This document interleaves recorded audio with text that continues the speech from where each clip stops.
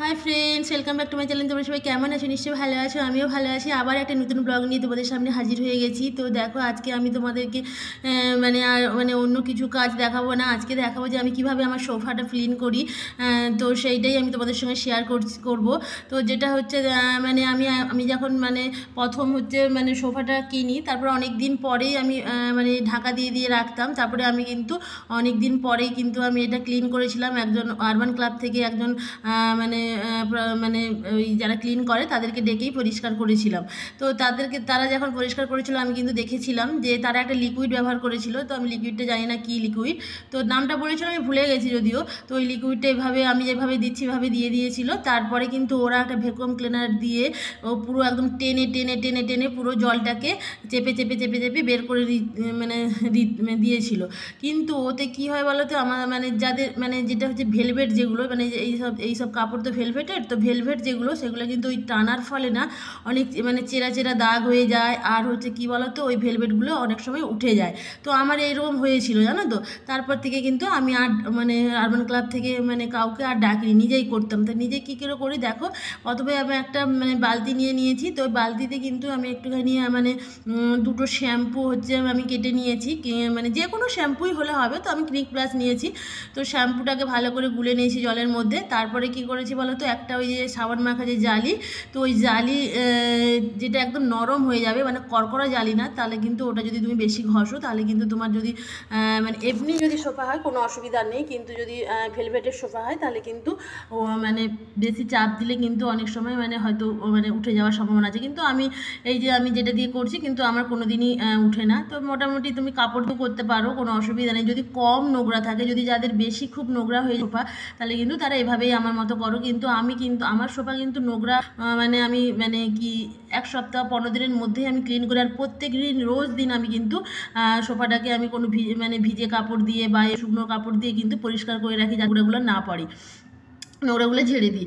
আর ওটা যদি তোমরা অনেক দিন দিন পর করো, তাহলে কিন্তু ওটার মধ্যে নোংরা চেপে বসে বসে বসে বসে, তাহলে কিন্তু তুমি যদি এমনি কাপড় দিয়ে শ্যাম্পু দিয়ে ঘষো কিন্তু কোনো মতেই ও উঠবে না, তোমাকে কিন্তু ওই জালি দিয়ে ঘষতে হবে। তো আমি দেখো এই যে হালকা করে জালি দিয়ে ঘষছি, একদম আমি জোরে ঘষছি না। জোরে ঘষবে না তো ওঠে না, কিন্তু জোরে তাও ঘষবে না।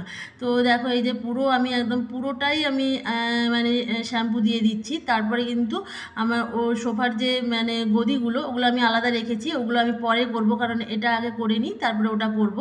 তো গদিগুলোকেও আমি একই রকমভাবে ওই শ্যাম্পু দিয়েই করব। করার পরে কি বলো তো, এই দেখো, এই যে নিয়ে নিয়েছি হাতে, এটা হচ্ছে সোফার গদিগুলো। তো এইগুলোকেও আমি দেখো এইভাবে, দেখো না, এইভাবে পুরো আমি কিন্তু পুরো শ্যাম্পু দিয়েই কিন্তু ভালো করে করছি। কিন্তু তুমি ভাববে যে হয়তো ভিতরে ঢুকে যাচ্ছে, সেগুলো শুকাবে না। কোনো অসুবিধা নেই, তোমাকে কোনো বাইরে নিয়ে যেতে হবে না, তুমি পাখা চালিয়ে দেবে। তো মোটামুটি একটা দিন ভালোভাবে যদি ওকে পাখাটা চালানো যায় তাহলে ভালো, একটা দিন না ওতে বসাই ভালো।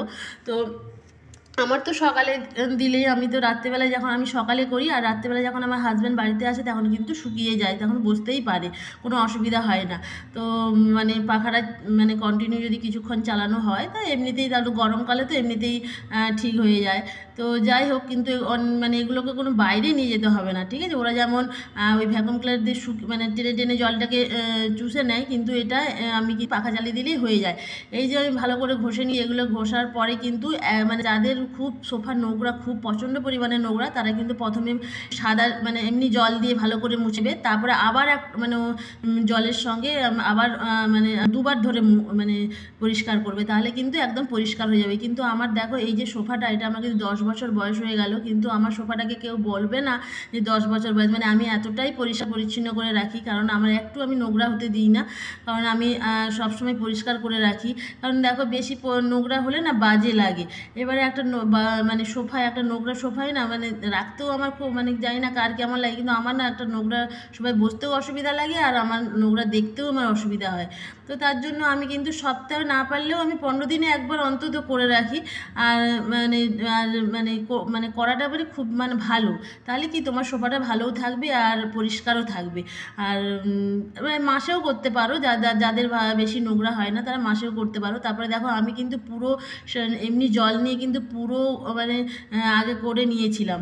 তারপরে দেখো ওই জলের সঙ্গে আমি একটুখানি কমফোর্ট দিলাম, কারণ কমফোর্টটা হচ্ছে কাপড়ে দেয়, কিন্তু আমি এটাও তো কাপড়ের জিনিস, তো কিন্তু আমি যদি এটা দিয়ে মুছি না, কিন্তু একটু মানে যে শ্যাম্পু করলাম তারপরে কমফোর্ট দিলাম, এটা দিয়ে একটা সেন্ট গন্ধ বেরায়, খুব সুন্দর স্মেল আসে, খুব ভালো লাগে।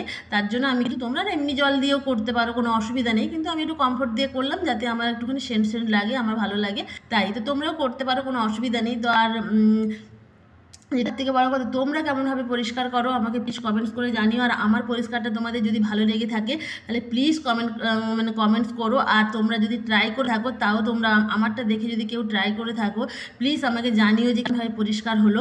আমার তো পরিষ্কার সুন্দর হয়, আমি কিন্তু মিথ্যা কথা বলবো না একদমই, কারণ মিথ্যা কথা বলে কিছু লাভ নেই, কারণ অন্যের জিনিস খারাপ করে তো কোনো লাভ নেই। কারণ দেখো আমিও যদি তোমাদের এমনি বলি যে এভাবে করো, তাহলে তোমার যদি সোফাটা মানে নষ্ট হয়ে যায়, তাহলে তো মানে কিছু মানে নেই, তাহলে তোমরা কি আমার ভিডিও আর দেখবে না। কিন্তু দেখো আমি কিন্তু এভাবেই করি, কিন্তু আমার কোনো কিছুই হয় না।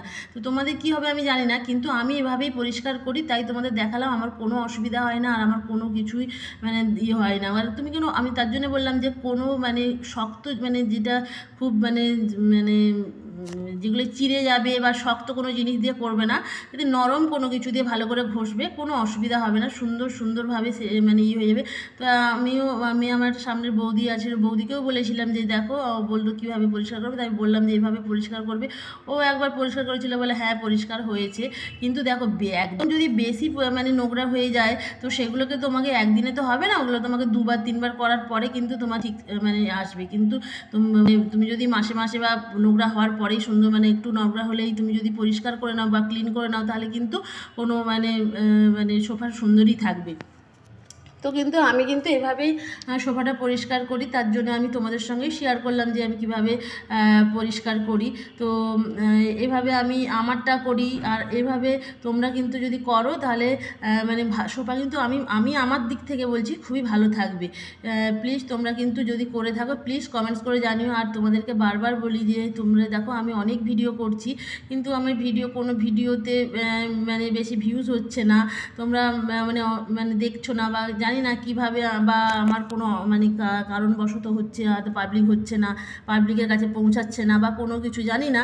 তো আমি কিন্তু অনেক কষ্ট করে ভিডিও করি গো, কারণ তোমরা তো জানোই আমি সারাদিন পরিশ্রম করি, সারাদিন আমার স্কুলে বাচ্চা নিয়ে যাওয়া, বাচ্চা আমি সকালবেলায় ওর বাবা নিয়ে যায় যদিও, কিন্তু মানে আনতে যাওয়া, তারপরে সারা সংসারের কাজ, রান্না করা, 3-4টে চ্যানেল আছে, সেই চ্যানেলে ভিডিও ছাড়া, এগুলো করতে হয়, এডিটিং করা, এগুলো অনেক কিছু। দেখো কষ্ট প্রচণ্ড পরিমাণে ভিডিও করতে না খুব কষ্ট হয় গো। আমি আগে ভাবতাম কি যে যখন আমি করতাম না, তখন এরা করতো, তখন ভাবতাম যে ও মা এরা ভিডিও করে, কি ভিডিও, একটুখানি মুখ বাঁকিয়ে দিল, একটু চোখ বাঁকিয়ে দিল তো হয়ে গেল। কিন্তু না গো, ভিডিও করতে গেলে অনেক কষ্ট লাগে, অনেক মেহনত লাগে, তবে একটা ভিডিও মানে একটা শ্যুট করতে মিনিমাম হচ্ছে 1-1.5 ঘন্টা 45 মিনিট লেগে যায়।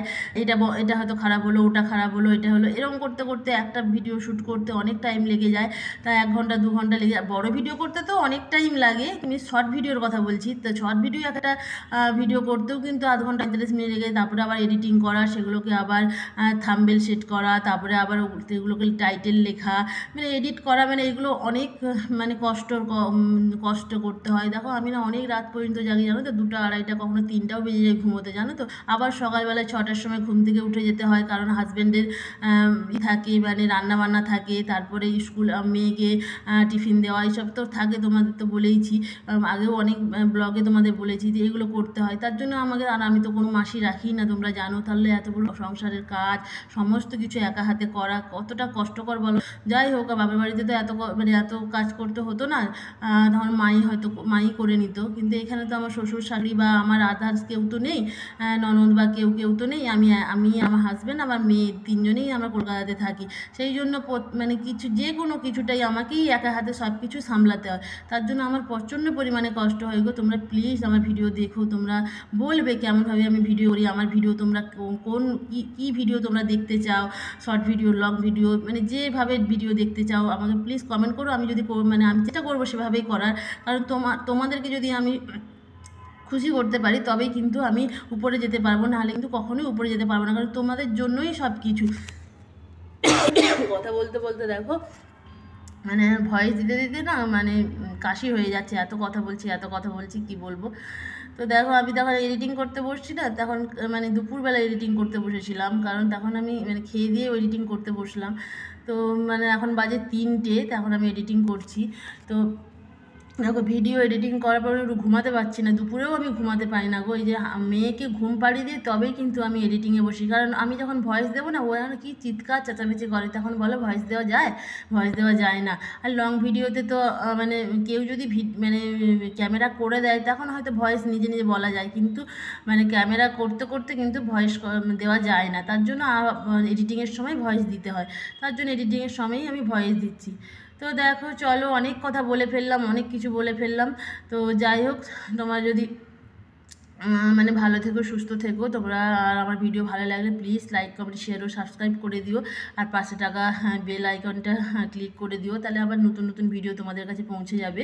তো যাই হোক চলো, টাটা বাই বাই, আবার দেখা হবে। তো আজকে সবথেকে বড় কথা যে আমি বলতেই ভুলে গিয়েছিলাম যে আজকে শিবরাত্রি।